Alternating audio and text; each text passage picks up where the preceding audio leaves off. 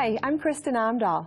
I taught myself to knit and crochet several years ago while pregnant with my son and living overseas. Since then, I have published hundreds of knit and crochet patterns, wrote several books on knitting and crochet, and am the crochet expert on Knitting Daily TV. Thank you for choosing Seamless Crochet. I am really excited to share this book with you. Over the last couple of years, I have been exploring the technique and coming up with new motifs to showcase fun crochet motif projects with only one cut of the yarn and two ends to weave in. While the finished fabric looks quite similar to other crochet motif techniques, the technique is quite different. The motifs are crocheted in one continuous piece of yarn and therefore would have to be unraveled back in case of a mistake. Your projects also require a little more planning than a traditional motif project because you work your motifs in rows, therefore needing to know the number of motifs wide your project is before you begin. Because I am introducing a technique, I kept the projects fairly simple. There are many one-skein projects and many of the motifs are only 1 or 2 rounds. Once you master the seamless motif making and joining techniques, think of all the time you will save without having hundreds of ends to weave in. You'll have more time for crocheting, of course. The focus of the Seamless Crochet Pattern Collection is gifts. There is something for everyone, including hats, scarves, baby gifts, shawls, and afghans. Beyond the patterns, the instructions for each of the motifs in the Stitch Library allow you to easily make your own scarves, shawls, or afghans with ease. In this DVD, I will show you how to read seamless crochet motif charts, how to make a simple row of joined motifs, how to make a fabric 3 motifs wide by 3 motifs tall, how to join offset circular or hexagon-shaped motifs, how to decrease a fabric by modifying square motifs into triangular motifs, and how to make one of the hat patterns from start to finish. All the while without cutting yarn between motifs for each project. Here are some of the different styles of motifs featured in Seamless Crochet. On this hot pink shawl here, this is the fuchsia flower shawl.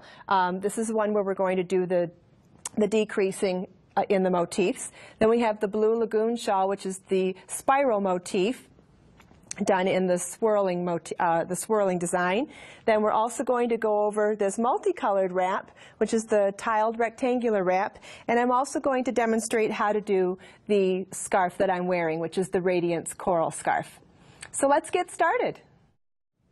Okay, the first thing you're going to need to learn is how to read a seamless crochet chart. And it's a little different than regular crochet charts for the reason that, first of all, we have more colors in the chart. We start with the red, which is your starting chain. And what's different about the starting chain in this technique is that we do the entire starting chain for every row in the motif all at one time. So we start out here at the outer edge and we do the starting chain for the whole motif, join to make our ring, and then instead of doing chains to elevate our crochet to the height that we need for that row of stitches, we just slip stitch up the required number of already existing chains to create that. So we do a slip stitch 4 times, which counts as a chain 4, which substitutes for a treble stitch. So now I'll walk you through the construction of how we make and join these motifs. So we've done that chain, we've finished our treble cluster here, the chain 5, and then you're working your cluster into the ring, just like you would if this were a regular motif. The black section is that first set of the row after your starting chain. The difference here is that we only do half of the motif before beginning the next motif, which is how we begin joining them as we go. So after you've done that black section, you're going to continue on as the red starting chain of your next motif. And you'll come around, join it in the ring, slip stitch up, to count as that elevation for the first stitch, and you're going to work around in black until you come to the next, so you've finished half of it, and you come to the next motif. You'll do that beginning chain again and repeat just like we did for the second motif, only notice how the black comes all the way up around.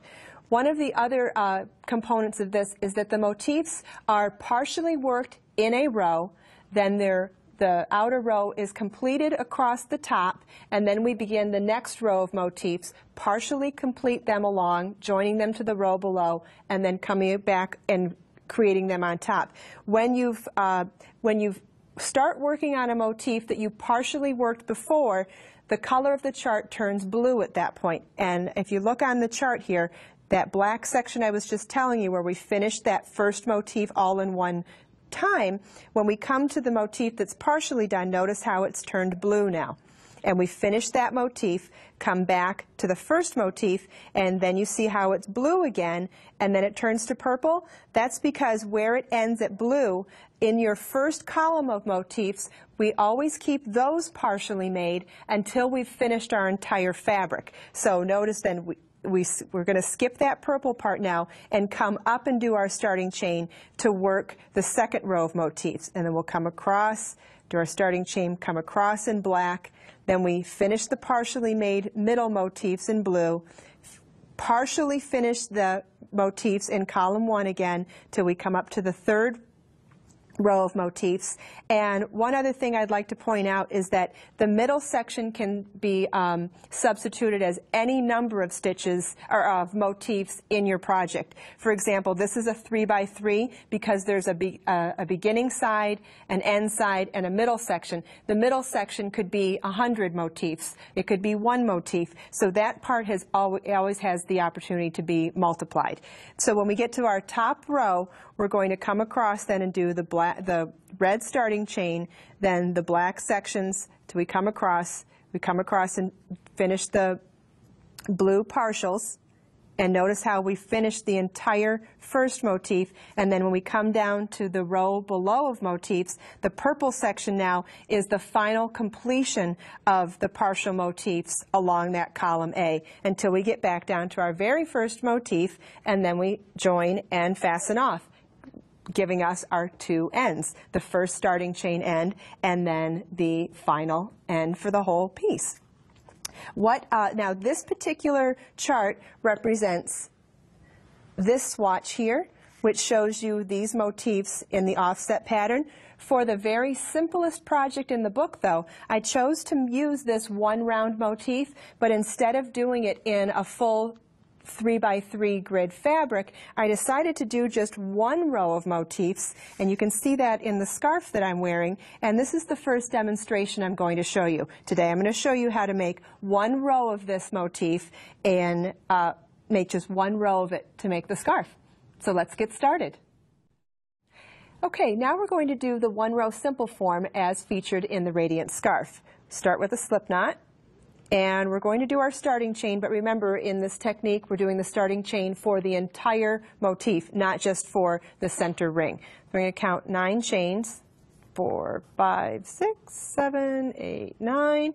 Slip stitch into the 5th chain to form our ring. And then we're going to slip stitch in each of the next 4 beginning chains, which counts as a chain 4 in traditional motifs, and that chain 4 counts as your first treble. So we'll slip stitch up, and you notice how now we have that height that is normally required, that we normally achieve with a treble to start the motif. So we'll finish our cluster by doing a 2 treble cluster. Because, you know, in a beginning treble cluster, you would do chain 4 and then the 2. And then we'll do chain 5. And then we'll do another 3 treble cluster. Yarn over twice, pull up a loop, yarn over, pull through 2, pull through 2. And all of these stitches are written out in chart and word form in the pattern.